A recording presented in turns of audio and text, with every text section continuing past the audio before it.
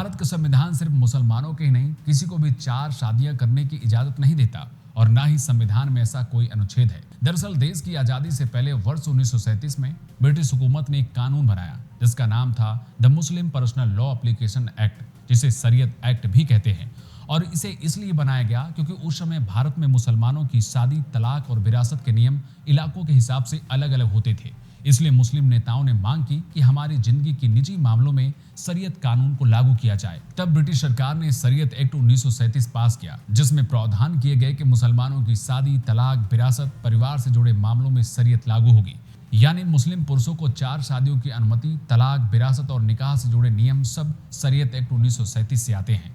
शरीयत एक्ट संविधान का हिस्सा नहीं है, पर यह संविधान द्वारा मान्यता प्राप्त जरूर है, क्योंकि संविधान कहता है कि जब तक कोई पर्सनल लॉ संविधान के खिलाफ नहीं जाता, राज्य उसे लागू रहने दे सकता है। लेकिन साथ में संविधान ने यह अधिकार भी दिया है कि राज्य चाहे तो पर्सनल लॉ को कानून बनाकर बदल भी सकते हैं।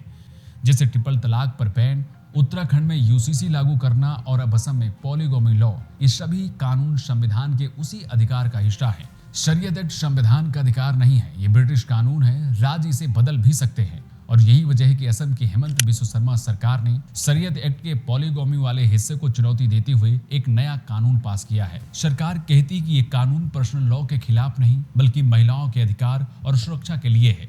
लेकिन विरोधियों का दावा है कि ये सिर्फ एक बहाना है। असल लक्ष्य तो ये है कि मुस्लिम पर्सनल लॉ पर स्टेप बाय स्टेप नियंत्रण किया जाए।